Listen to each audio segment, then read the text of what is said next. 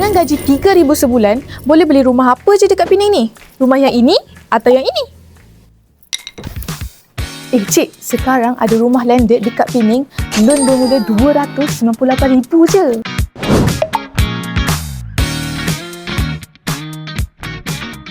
Rumah landed yang boleh muat satu private swimming pool. Cik, satu je ke? Boleh muat 20 biji swimming pool tau. Wow. Tu Courtyard Villaman, apartment ke? Courtyard Villaman unik design dia sebab setiap unit ada private garden sendiri, tempat parking sendiri dan design dia macam villa dengan harga mampu milik tau. Bahagian belakang rumah ada private garden besar, boleh muat 2 biji Hilux atau 5 coffee table. Hari raya nak buat kenduri dengan makcik bawang pun tak ada masalah. Nak jadikan area barbecue area, tanam sayur cili atau dapur basah pun bolehlah, ikut suka korang nak buat macam mana. Pada I, nak jadikan chilling area is the best.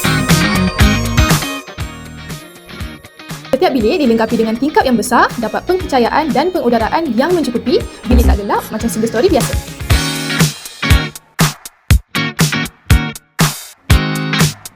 Untuk tingkat atas ada tangga persendirian, tak perlu share dengan jiran. Jom kita naik atas.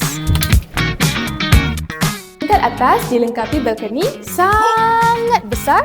Unit ini memang sesuai untuk yang sukakan high level view, suka chill-chill dekat balkoni sambil minum kopi.